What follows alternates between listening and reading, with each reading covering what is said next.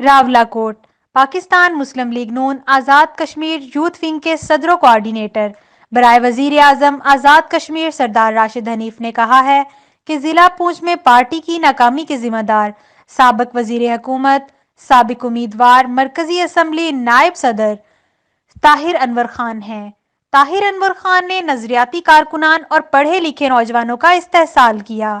تمام محکمہ جات میں خالی اسامیوں پر دوسرے سیاسی جماعتوں کے لوگوں کو بھرتی کروایا گیا۔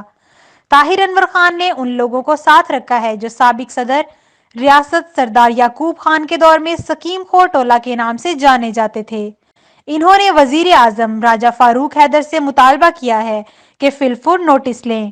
اسپورٹس بورڈ اور دیگر محکمہ جات میں پی ایم ایل این کے کارکنان کو نظر انداز کر کے دوسری سیاسی جماعتوں کے لوگوں کو حق اور میرٹ سے ہٹ کر ایڈجسٹ کروایا گیا۔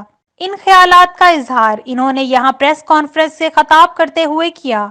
سردار راشد حنیف نے مزید کہا ہے کو مارا بھی جاتا ہے اور ان پہ ایف آئی آر بھی ہوتی ہیں اور ان کے جو مارنے والے ہیں ان کو یہی نوکریاں دی جا رہی ہیں اور ہمارے ان کارکنوں کو نظر انداز کیا جا رہا ہے۔ اس لیے یہ ضروری میں نے سمجھا کہ میں نے یہ پریس کے ذریعے وزیر اعظم صاحب کو اور صاحب کو میں یہ بتاؤں کہ ہمارے یہاں ایک اور بھی یہ ہو رہا ہے کہ جو یعقوب کے دور میں پروجیکٹ مینیجر تھے وہ آج لیگ کے دور میں بھی پروجیکٹ مینیجر ہیں۔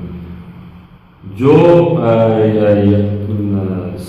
پیپلز پارٹی نہیں جو یعقوب گروپ ہے اس کو یہاں پہ پروموٹ کیا جا رہا ہے راولاکوٹ شہر کے اندر